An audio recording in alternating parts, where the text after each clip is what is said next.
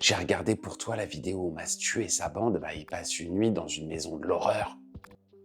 Honnêtement, j'aurais préféré passer une nuit dans mon grenier parce qu'au moins j'aurais peut-être trouvé de l'horreur, des souris ou un truc. Aujourd'hui, j'ai regardé pour toi, on a passé une nuit dans la maison de l'horreur. Une vidéo de 69 minutes, oui, 1h09 de cris dans le noir. Ouais, j'ai regardé pour toi, ouais.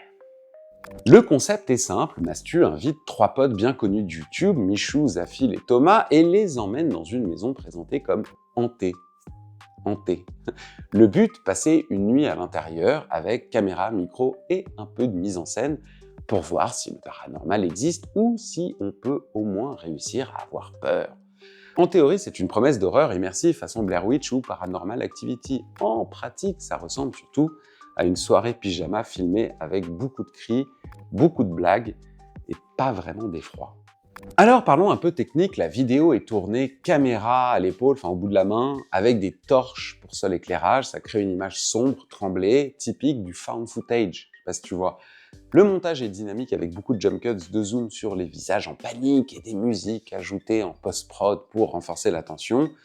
L'ambiance sonore repose sur des bruits suspects, craquements, grincements de porte, mais qui sonnent plus comme des problèmes de plomberie que comme des esprits frappeurs. Les cadrages sont faits pour maximiser les réactions, des gros plans sur les yeux écarquillés, des rires nerveux, des cris collectifs, des espèces de run vers on ne sait pas quoi. Problème, tout ça reste artificiel. Là où le cinéma d'horreur joue sur le silence, la lenteur et l'invisible, ici on nous balance du bruit et des cris toutes les 30 secondes. Résultat, on rigole, mais on ne tremble jamais.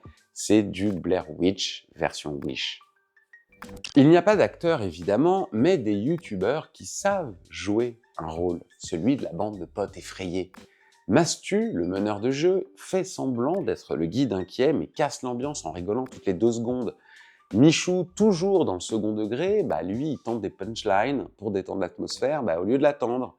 Zafil et Thomas, parfaits compagnons de jeu, eux, crient, sursautent, courent dans les couloirs.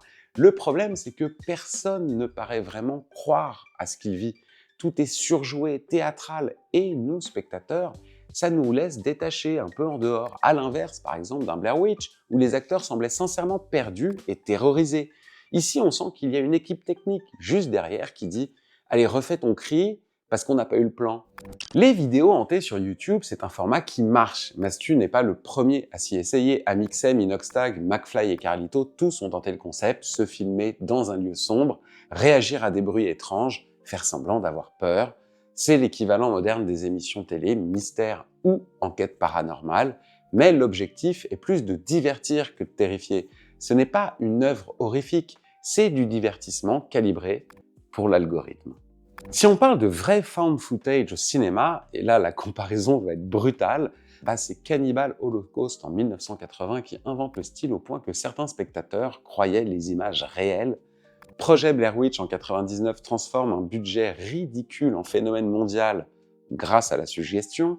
Paranormal Activity en 2007 montre une maison banale et pourtant parvient à traumatiser. REC en 2007, la même année, enferme une équipe dans un immeuble et chaque plan devient étouffant. Et même Cloverfield, l'année suivante, avait réussi à mélanger le blockbuster et le found footage. Tous ces films ont une chose en commun. Ils savent créer la peur par le réalisme, par la retenue. La vidéo de Matsu, elle, emprunte l'esthétique, mais pas la grammaire. On a la caméra tremblée, mais sans la tension. Les cris sans l'angoisse, c'est du cosplay de found footage. Et puisqu'on est en France, rappelons que nous avons produit de l'horreur extrême qui ose vraiment le malaise. Grave 2016 de Julia Ducournau sur le cannibalisme, Martyr 2008 de Pascal Logier, viscéral et radical, Dans ma peau 2002 de Marina Devanne, dérangeant au possible, et à côté de ça, la vidéo de Mastu ressemble à un sketch de Colo. On est plus proche de Scary Movie que de Martyr. Alors, est-ce que c'est parfait? Non, tu l'as bien compris, mais en fait, je me pose une question sur ce genre de format parce que on essaye de mixer un espèce de format YouTube fit and fun classique avec une sorte de fiction qui se veut horrifique pour et te faire peur et te faire rire, ou te faire rire en te faisant peur, ou je sais pas. Alors oui, de toute façon, c'est trop long pour ce que ça raconte, parce que 69 minutes de cris et de blagues, c'est interminable. C'est pas assez sincère, tout sonne faux, du cadre aux réactions. C'est pas assez effrayant, parce que le spectateur ne ressent jamais de peur, seulement du divertissement léger. C'est une vidéo qui plaira clairement aux fans de Mastu et Michou, mais qui décevra si on attendait une vraie expérience horrifique un peu différente. On a passé une nuit dans la maison de l'horreur est une vidéo divertissante pour la communauté de Mastu. Mais si vous cherchez un peu d'horreur, passez votre chemin, ce n'est ni effrayant ni innovant, c'est plus un sketch qu'une immersion. À la place, allez regarder plutôt le projet Blair Witch pour une expérience brute, Rec pour le cauchemar claustro, Paranormal Activity pour la peur dans le banal, ou si vous êtes courageux, Grave ou Martyr, pour voir ce que la France peut faire vraiment en horreur. Alors vous êtes plutôt maison hantée YouTube ou vrai film d'horreur? Balancez ça en commentaire, abonnez-vous, lâchez un pouce bleu, vous êtes mes producteurs invisibles. Bah oui.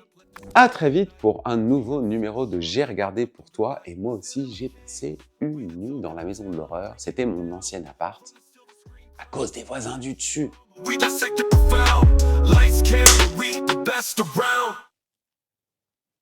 Je laisse parce qu'il y a long à lire.